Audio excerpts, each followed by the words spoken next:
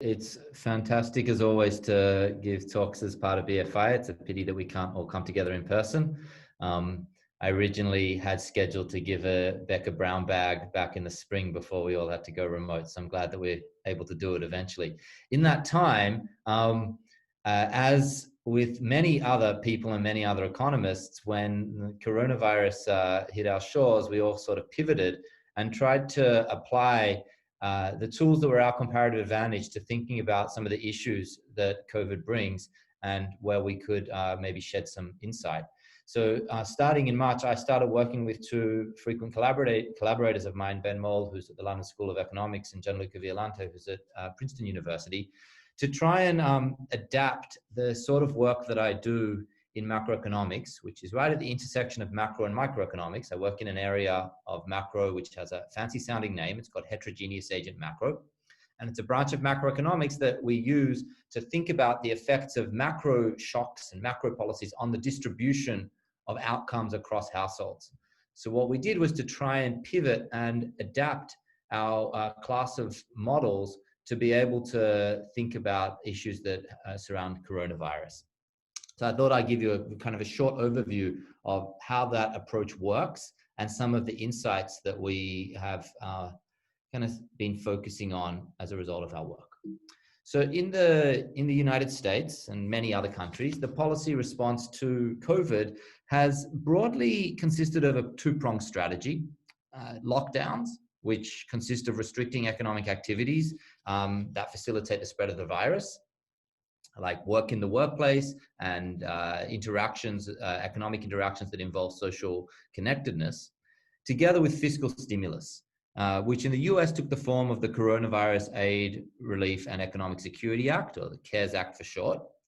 And I want to talk about the role that these policies have had in a particular dimension.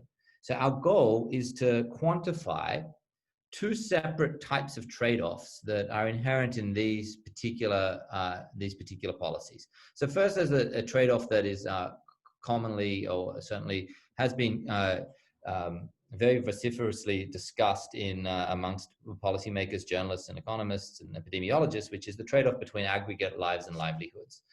But there's a second sort of trade-off that we want to focus more on, which is conditional on there being economic costs associated with policies. Who are the people in the population that bear the burden of these of the costs associated with different types of policies? Right, so that's the sort of question we want to ask. We want to try to answer it in a quantitative way. Now, this sort of issues, these areas, these are difficult debates to wade into, particularly the question of trying to think about trade-offs between lives and livelihoods.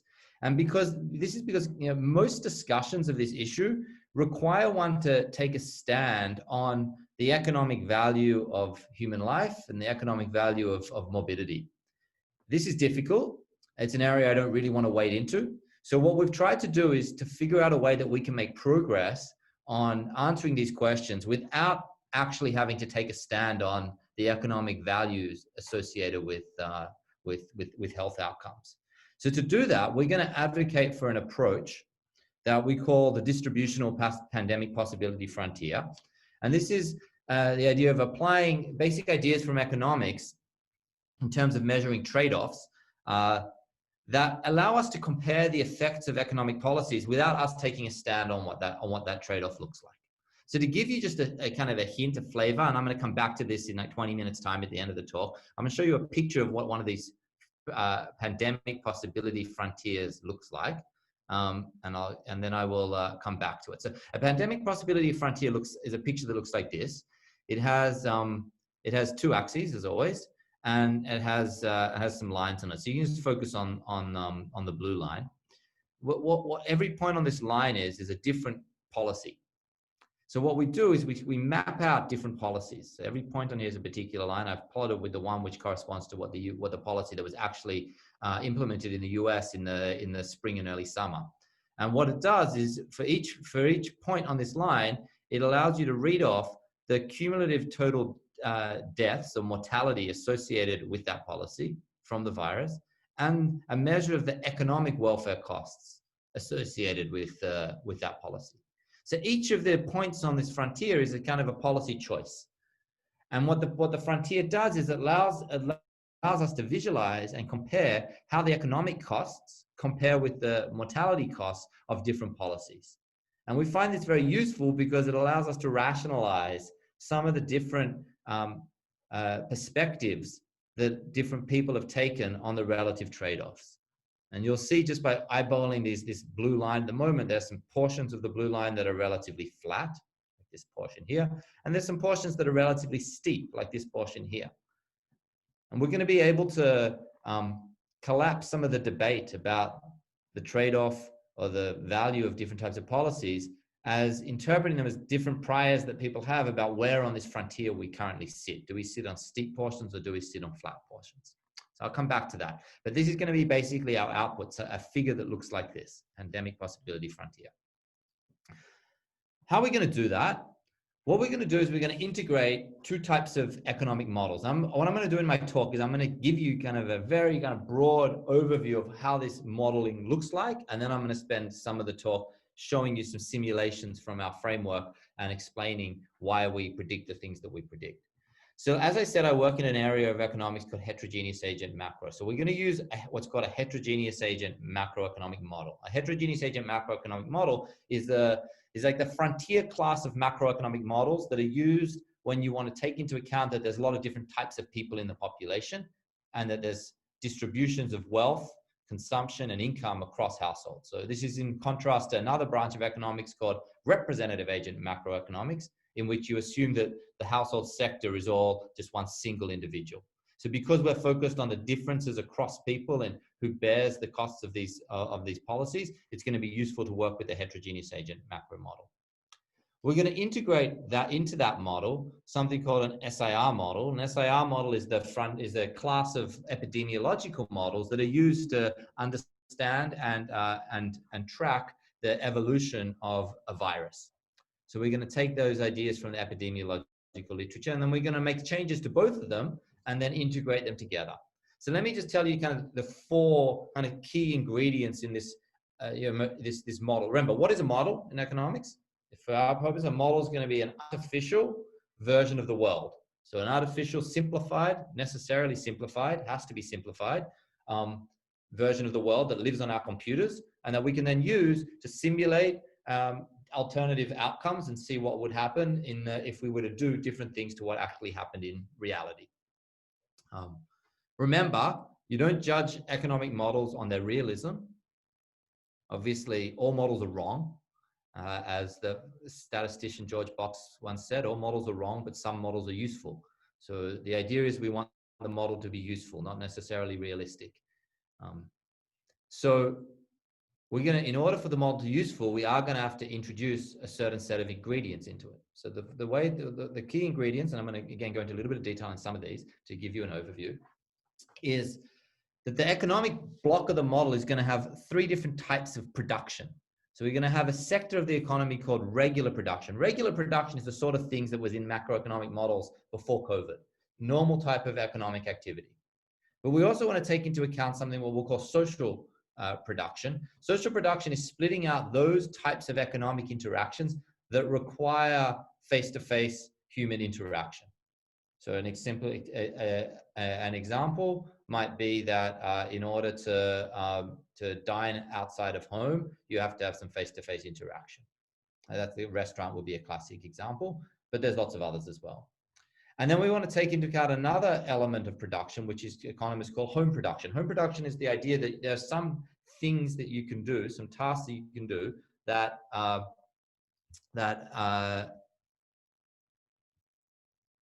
some tasks that you can do that you can either buy in the market or you can do them at home. So a classic example would be childcare.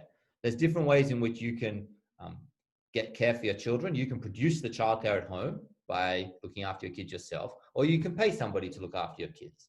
Another thing would be meal production. You can make food at home or you can buy stuff out of home. One of the important patterns of substitution that we saw over the last 6 months has been people figuring out ways to do things that they previously purchased in the marketplace to produce those services or those goods themselves in their homes. So our model is going to importantly have these three different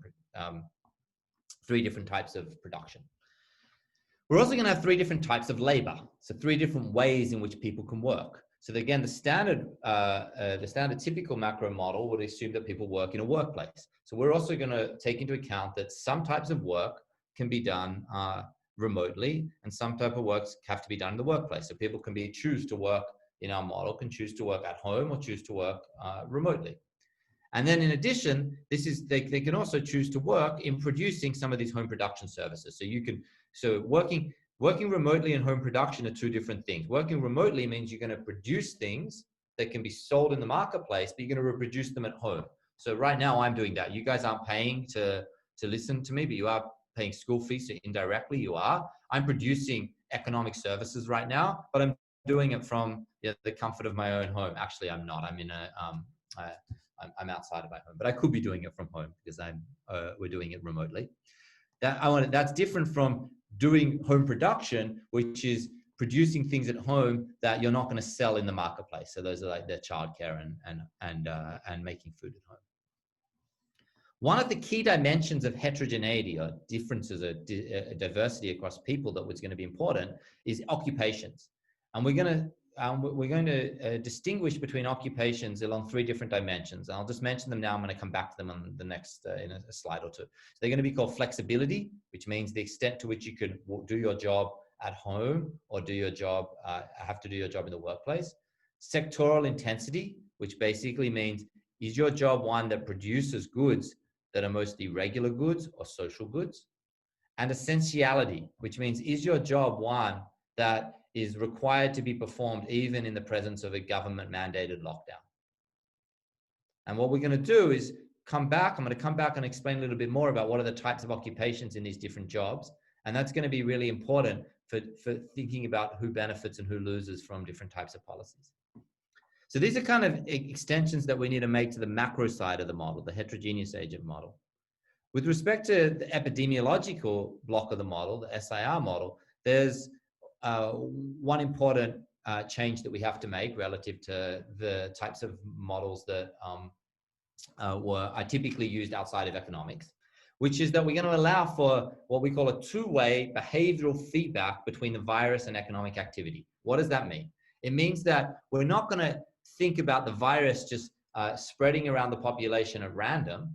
Rather, the spread of the virus depends on how much economic activity different households are doing and what type of activity that is, whether they're working in the workplace, whether they're having social interactions, and so forth.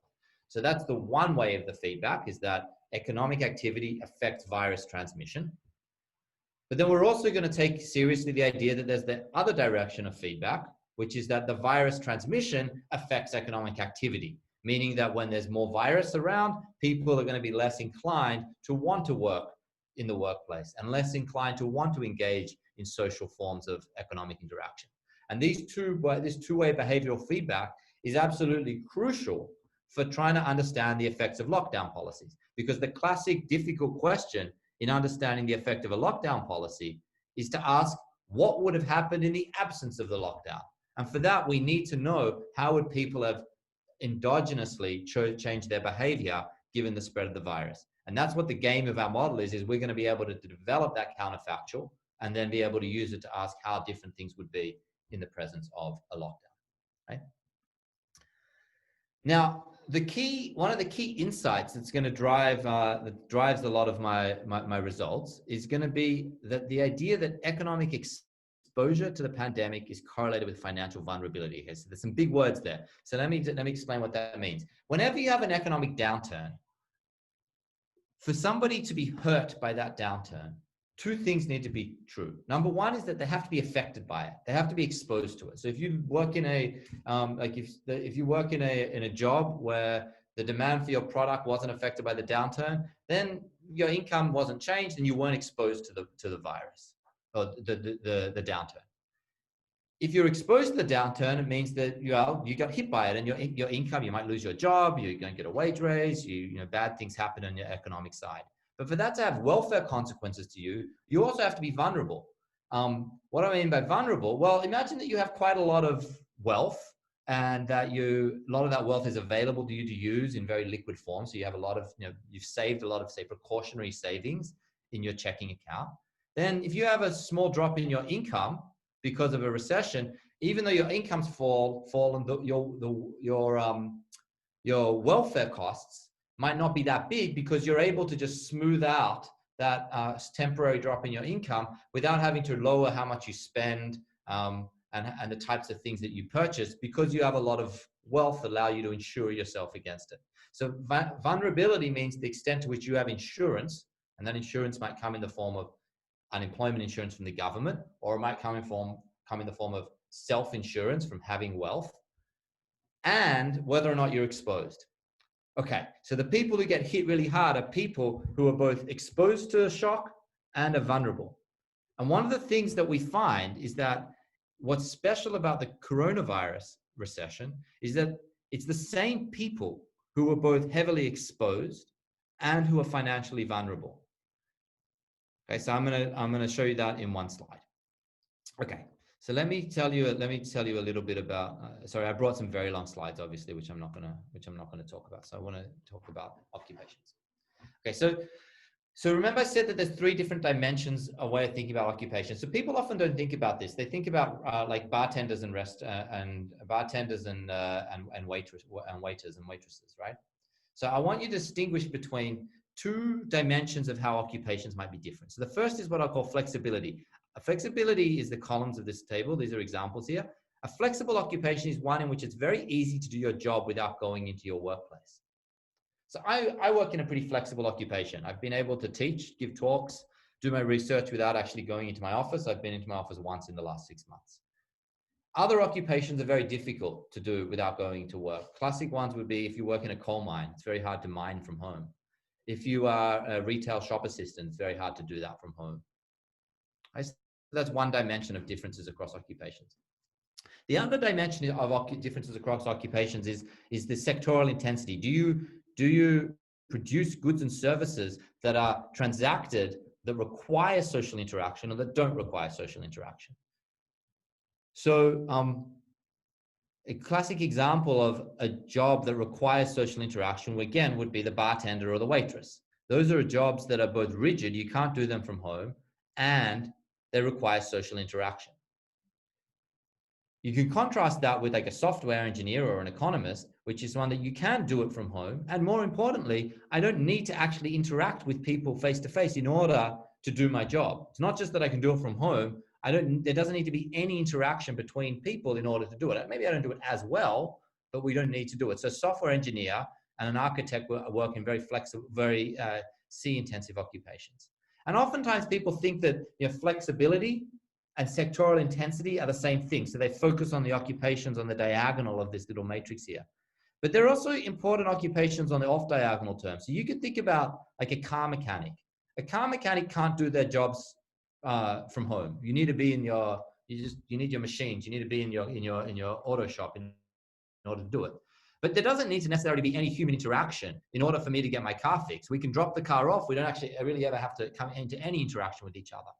So if you're a car mechanic, you're affected by the coronavirus, not because it requires social interaction in order to sell your goods and services, but you just can't do it without going to work. Another example on the other off diagonal. So I learned this from my brother-in-law, who is he's an event planner. What he pointed out to me was his whole team, they plan corporate events. So the BFI staff who put on this event is an example. They can do all their job. They can plan the whole event. They can do everything that they do without going into the office. They do all their meetings on Zoom.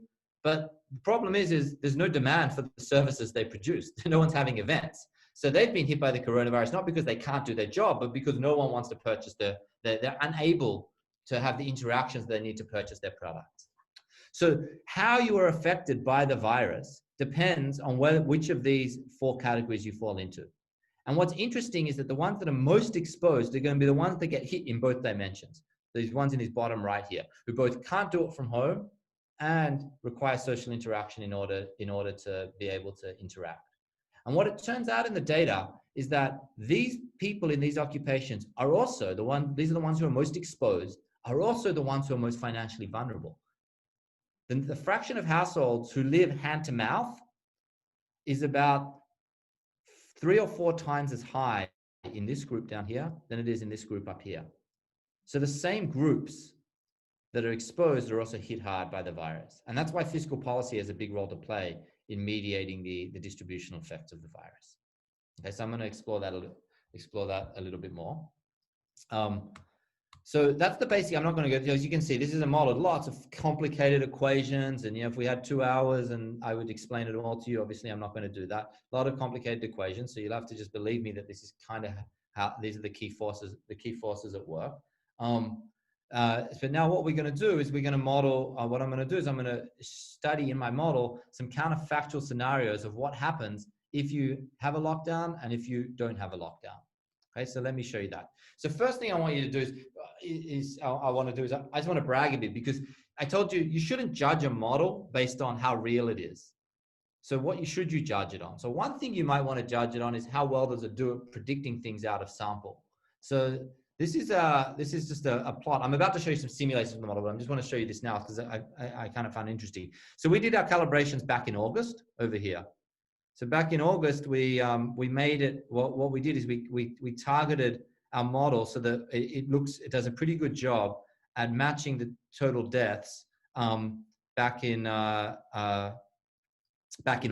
The black line, which says U.S. policy, by U.S. policy we mean implementing the U.S. policy in our model. So this is a prediction based on our model, this black line, of what the cumulative deaths are. And back in August, we had it was a little over 100,000.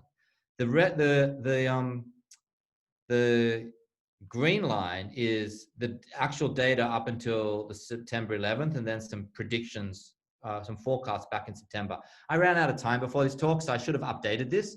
So today, the actual data today is about 200. You might have read the news. It's really awful. It's about 250,000 cumulative deaths in the United States, which is we're at the end of November, so we're about here. So we're right now 3 months out. Our model is kind of like lining up almost perfectly with what the actual data has happened. I'll show you why it predicts that. That's good and bad. It's good because it gives you some confidence in our model. It's bad because it's extremely pessimistic for what is to come. And I hope that we're wrong in terms of what this looks like. Of course, this is under a scenario. It really depends on how quickly we make some assumptions in our model about vaccine rollout. And our assumption in our model is that the vaccine is not going to be fully incorporated until 2 years into the virus, which is why they continue to rise and then pattern out. Obviously, we've had some really encouraging news recently that might be a little bit too pessimistic, which would be great. In which case we wouldn't predict that. So all of our simulations that I'm about to show you are taken under the assumption that a vaccine won't be fully rolled out until the beginning of 2022. Okay, so let me spend a few minutes just showing you some counterfactual simulations from the model, and then I'll kind of open it up to just take questions. Okay, so the first thing I want to show you is this figure. So this figure has two sets of graphs. Each of them shows some paths starting back at the beginning in March of 2020 and going into the middle of next year. These are both counterfactual scenarios, so there's no government policy here. The left-hand panel shows the monthly death rate from coronavirus. The right-hand panel shows aggregate outputs. This is the measure of GDP. So the blue line is what we call the counterfactual laissez-faire. It means what would have happened if we had not imposed any government-mandated lockdowns, either in terms of social interactions or workplace activity. So what would have happened is we would have seen a much big spike in deaths back in March, and then they would have come down sharply, and we would have had a big drop in output. So this is, you often hear people say, look, you hear them say, it's not the lockdowns that's causing the recession, it's the virus that's causing the recession. And that's absolutely true. Even in the absence of any lockdown, we would have seen a very big economic downturn that would have been quite slow to recover. So about 15% drop in output. What the orange line shows is what would happen if we did have a lockdown and we didn't have any government policy as well, the CARES Act. We didn't have any fiscal stimulus. Well, we would have seen that we still would have had a increase in a wave of the virus back in March. But because of the way that lockdowns work, remember we did these are predictions that we made back in July and August. The model would have predicted that based on that lockdown, we should have seen a resurgence we would have expected to see a resurgence in the virus towards the end of the year, peaking around early January. Now, that's kind of consistent with what seems to be happening. So it's exactly what's happening, and it's kind of what the predictions are at the moment. And the point is that I could have told you that back in the summer. In fact, we were very vocal about this. We're going to see it, and we predicted that it's going to peak around Christmas to New Year's, and you're going to start seeing accelerating around Thanksgiving. That's exactly what's happened. But you know that because that's exactly what the behavioral feedback together with the SIR model would predict that you would happen. Now, associated with this second wave, we expect to see a second downturn, and it's not clear what we're seeing at the moment. We're going to find out. But it does seem that certainly the recovery is tapered a little bit in this period as well. So what happens is what the lockdown does is it lowers the effect of the virus in the immediate part, but it leads to a second wave and associated double dip recession. Okay. Question is though, obviously things are bad for everyone under both of these scenarios, but who benefits and who loses from the lockdown? So to answer that question, you have to compare the blue line and the orange line. And I'm just going to ask you to pay attention for a minute. I know I'm asking you to look at a lot, but just look at these four right-hand panels. These are four panels. I'll tell you what they are. They're labor income. So these are earnings for four different groups of people. People in those four different quadrants of those occupations. So what I call the top left are the C-intensive flexible. This is the software engineers. And down here is the S-intensive, a socially intensive, rigid occupation. So these are the bartenders and the waitresses. Okay, so remember, these are the four sets of occupations. You'll notice something. First, everybody in the blue line, so no lockdown, laissez-faire, everybody has a drop in their income, but the blue line drops are much, much bigger for the social sectors than they are for the non-social sectors. Why? Because even in the absence of a lockdown, people stop optimally going on travel, having events, going to restaurants. So people working in those sectors get hit a lot. What does the lockdown do? That's the orange one. The lockdown doesn't change things much for those people. They would have had big drops in their income anyway. So for these people, it really is true that there's not much of a trade-off in terms of the lockdown. The lockdown is clearly great for this group. They would have had drops in incomes anyway, and now it's going to have some health benefits. But now you compare it with one of these other groups, like the software engineers. These are the high income households. These are the low income households. These ones, you can see there's a very strong trade-off. Why? Because their income drop falls much further. Why? Because they would have been purposely totally fine to be able to do their work. If there's not, all they need to do is be able to go into the office, but the lockdown prevents them from doing that. So they actually do have a big drop in their labor income. So I'm just trying to illustrate that people's views about the trade-offs or not trade-offs, they really depend on what they are and what they're doing, because the counterfactuals are going to be different depending on whether you work in a very socially intensive occupation or whether you work in a very rigid versus a flexible occupation. Okay. As a result from that, we can generate this pandemic possibility frontier. I'm going to skip this because I want to show you the effect of the CARES Act, and then I'll come back to this, and then I'll open up for questions. Okay, so this is the figure that I showed you at the beginning. The orange line here are different lockdowns of different lengths without any fiscal policy, without a CARES Act. So in fact, on that last figures that I was showing you, the laissez-faire means no lockdown is this point right here where my cursor is. Very, very short lockdown. The US lockdown is this point. That's also a short lockdown, 2 months lockdown. This is what would happen if you kept that lockdown in place for 12 months. And this is what would have happened if you kept that lockdown in place all the way for 17 months. So as you move along this orange line here, you're basically making the lockdown longer and longer and longer and longer. And what you're doing is you're tracing out, as I make it longer, what's happening to the economic costs and what's happening to the deaths. And you can see that there's some flat portions. So when you compare the US lockdown, the too short lockdown with the laissez-faire, you find that it didn't have a very big effect on economic welfare costs, but it had a very big effect on deaths. But if we would have extended it even longer, we would have still had a reduction in deaths, but a much, much bigger economic cost. And that's got to do with the fact that lockdowns don't cure the virus, they just extend it. So what they do is they just push it into a second wave. The point is, though, what does the fiscal policy do? So the blue line here is, now, what would you do the same thing, but now we implement the CARES Act. Remember, the CARES Act, what it did is it provided a lot of economic resources to different types of households. What the CARES Act does is it shifts this frontier inwards. And that's exactly what we want. What would we want? What do we want to do here? What's the game? The game is we want policies that push us in this direction. We would love to have 0 deaths and 0 economic welfare costs. We want to be down here.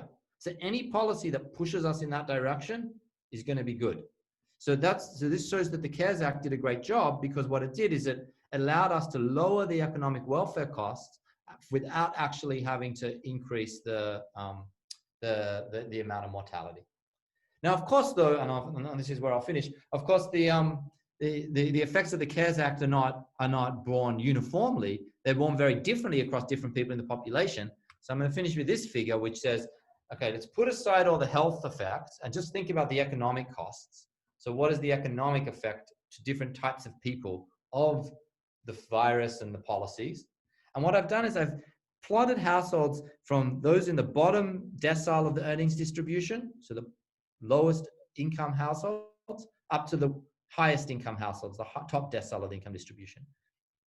And what I've plotted here is the economic welfare cost. So a high number here means that you get hurt a lot by the virus in economic terms.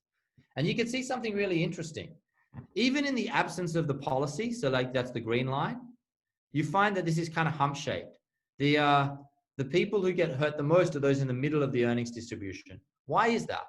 Well, it's interesting. The reason why it is because the people at the top don't get hurt very much, but not so much because of the exposure, but because of the vulnerability. These are households that have a lot of wealth, so it's easy for them to smooth out the effects of the recession, of the economic costs. So their economic costs are lower.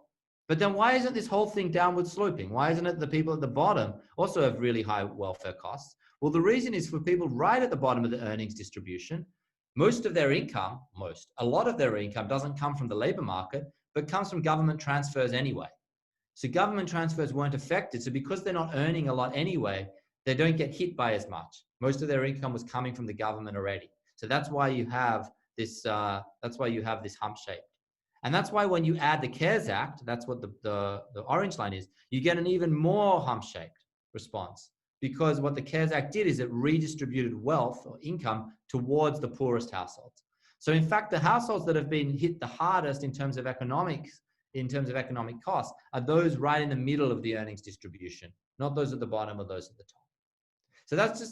So the game here is just to give you a bit of a flavor of the sort of types of analysis that we've done. Let me finish with just a summary of kind of our takeaways, and then that leaves us 20 minutes for questions. So I think if there's one big takeaway, it's that we measure the economic costs of the pandemic to be large and heterogeneous, regardless of whether or not there's a lockdown. So both with and without a lockdown, there are large costs of the virus, and they're going to be very heterogeneous. We've tried to push people to think about these trade-offs in terms of a pandemic possibility frontier, which allows you to measure who bears the burden for different levels of mortality. Those non-linear, that frontier I showed you was very non-linear, meaning it had some flat sections, it had some steep sections. You can interpret the people who are saying, oh, there's no trade-offs with lockdowns, we should just have big lockdowns. Those are people who think that we're on a very flat section. You can interpret people who think that the trade-offs are very severe and lockdowns are very damaging to the economy without a lot of benefit in terms of lives. Those are people who think that we're on a very steep section of the frontier. What we've done is kind of, rather than say that they're kind of fundamentally wrong, in theory, both could be right. It's a quantitative question of where we are, And we find that actually that the US policy is at a point which really is kind of at a corner, which is great because it suggested that they've pushed lockdowns to a point that achieved a lot of the favorable trade-off. I've tried to emphasize that who benefits depends both on how exposed they are and how vulnerable they are to the virus, and that the US CARES Act was effective in shifting the burden away from the poorest households, and actually can help us understand some of the spending dynamics that we see in the data.